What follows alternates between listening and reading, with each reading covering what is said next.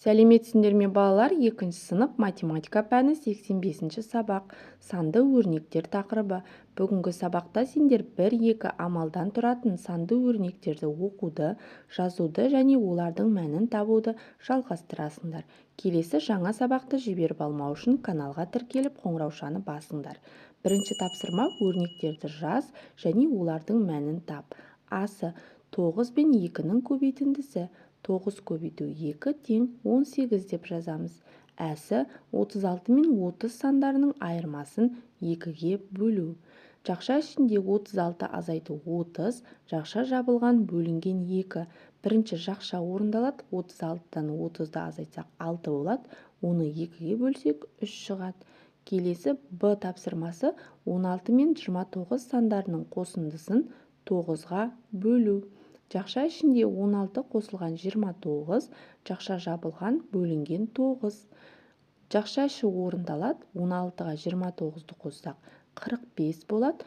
Оны 9-ға бөлсек 5 шығады. Осылай өрнектерді жазып, олардың мәнін табамыз. Екінші тапсырма: санды өрнектерді оқы, амалдардың орындалу ретін анықтап, мысалдарды шығар. 13 азайту 4 бөлінген 2. Бірінші бөлу амалы орындалады. 4-ге 2-ні бөлсек 2 болады. 13-тен 2-ні азайтсақ 11 шығады. Келесі 3 көбейту. Жақша ішінде 52 азайту 48. Бірінші жақша іші орындалады. 52-ден 48-ді азайтсақ 4 болады. 3-ке 4-ті көбейтсек 12 шығады. Келесі 2 көбейту 3 көбейту 5. 2-ні 3-ке көбейтсек 6, 6-ны 5-ке көбейтсек 30 болады. 6 көбейту 3 бөлінген 2. 6-ны 3-ке көбейтсек 18, оны 2-ге бөлсек 9 шығады. Келесі өрнек: 35 бөлінген жақша ішінде 4 қосылған 1. Бірінші жақша іші орындалады. 4-ке 1-ді қоссақ 5 болады. 35-ті 5-ке бөлсек 7 шығады. Келесі 12 бөлінген жақша ішінде 20 азайту 16. Бірінші жақша іші орындалады. 20-дан 16-ны алсақ 4 шығады. 12-ні 4-ке бөлсек 3 болады. Осылай мәнін табамыз. Үшінші тапсырма: бір-бірімен өзара байланысты өрнектер жұбын жаз, олардың мәнін тап. 8 көбейту 3 тең 24. 24 бөлінген 3 тең 8. 7 көбейту 5 тең 35.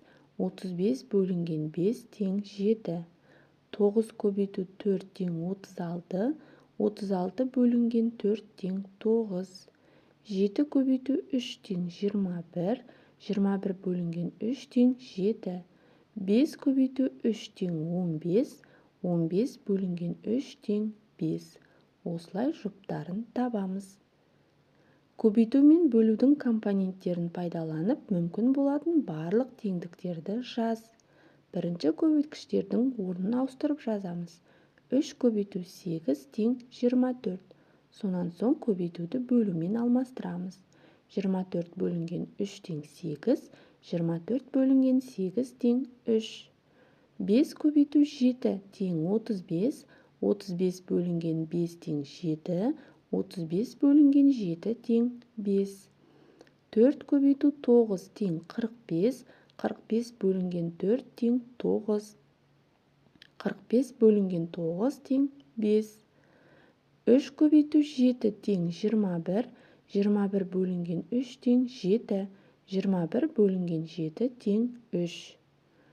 3 көбейту 5 тең 15. 15 бөлінген 3 тең 5. 15 бөлінген 5 тең 3. Осылай мүмкін болған барлық теңдіктерді жазып аламыз. Төртінші тапсырма: есепті кесте құрып шығар. Мектепте дәрумендердің пайдасы тақырыбында сайыс өтті. Оған әр сыныптан 6 оқушыдан 3 сыныптың оқушылары қатысты. Сайысқа неше оқушы қатысты? Кестені төменде сызып көрсеттім. Әр сыныптағы оқушы саны 6, сынып саны 3, сайысқа қатысқан оқушы саны белгісіз. Оны анықтау үшін әр сыныптағы оқушы саны мен сынып санын көбейтеміз. 6 көбейту 3 тең 18. Сонда жауабы сайысқа 18 оқушы қатысты. Тапсырмасы осы есепке бір кері есеп құрастыр және оны шығар. Әр сыныптағы оқушы саны 6, сайысқа қатысқан оқушылар саны 18. Сынып санын анықтау керек. Ол үшін сайысқа қатысқан оқушылар санын әр сыныптағы оқушы санына бөлеміз. Сонда шешуі 18 бөлінген 6 тең 3. Жауабы сайысқа 3 сынып қатысты. Осылай кері есеп құрастырсақ болады. 5-ші тапсырма есепті оқы, оны шығару тәсілдерін түсіндір. Айнұрда 20 теңгелік және 50 теңгелік 2 монета бар. Ол 40 теңгеге дәптер сатып алды. Айнұрдың неше теңгесі қалды? Бұл есепті шығарудың екі жолы көрсетілген. Шешуі бірінші жолы. 2 монетаны қосып аламыз. 20 қосылған 50, 70 теңге болады. Одан 40 теңгені азайтсақ, 30 теңге шығады. Ал екінші жолы 50 теңгелік монетадан 40 теңгені азайтамыз. Сонда 10 теңге қалады. 10 теңгені 20 теңгеге қоссақ, 30 теңге болады. Жауабы Айнұрдың 30 теңгесі қалды. Есепті осылай екі жолмен шығарсақ та болады. Келесі 6-шы тапсырма. Теңдеулерді ғана көшіріп жаз, олардың шешуін тап. X азайту 72 тең 28. Мұндағы X белгісіз сан. Оны анықтау үшін 28-ге 72-ні қосамыз. X тең 100. Ал енді X-ті орнына қойып теңдеуді тексерейік. 100 азайту 72 тең 28. 28 тең 28. Келесі теңдеу 500 қосылған X тең 900. Мұндағы X белгісіз сан. Оны анықтау үшін 900-ден 500-ді азайтамыз. X тең 400. Ал енді X-ті орнына қойып теңдеуді тексереміз. 500 қосылған 400 тең 900. 900 тең 900. Келесі 7-ші тапсырма. Өрнектерді жаз, олардың мәнін тап. Асы 45-ті 4 пен 1-дің қосындысына бөлу. 45 бөлінген жақша ішінде 4 қосылған 1 деп жазамыз. Бірінші жақша іші орындала 4-ке 1-ді қоссақ 5, 45-ті 5-ке бөлсек 9 шығады. Тапсырмасы 43 санынан 36 мен 4-тің бөліндісін азайт. 43 азайту жақша ішінде 36 бөлінген 4 болады. Бірінші жақша ішін орындаймыз. 36-ны 4-ке бөлсек 9 болады. 43-тен 9-ды азайтсақ 34 қалады. Осылай өрнектердің мәнін табамыз. 8-ші тапсырма. Шаруа егістіктен көкөністер жинады. Осы туралы мәліметтер дөңгелек диаграммада көрсетілген. Сөйлемдерді толықтыр. Ең көп жиналған көкөніс ол картоп. Сәбіз орамжапырақтан қарағанда көп жиналды, бірақ картоптан аз жиналды. Осылай сөйлемді толықтырсаңдар болады.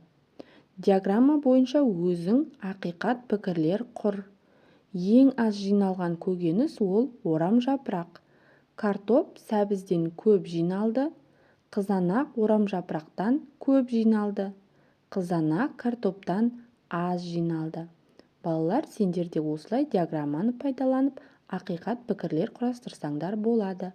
Ал енді жаңа мәлімет, дәрумендер адам ағзасында 6 сағатқа дейін ғана сақталады. Балалар, осымен бүгінгі біздің сабағымыз аяқталды. Барлық тапсырмалар түсінікті болды деген ойдамын. Менің каналыма тіркелмеген болсаңдар, видеоның төменгі жағындағы подписаться батырмасын басып, каналыма тіркеліп алыңдар. Келесі жаңа сабақта кездескенше сау болыңдар.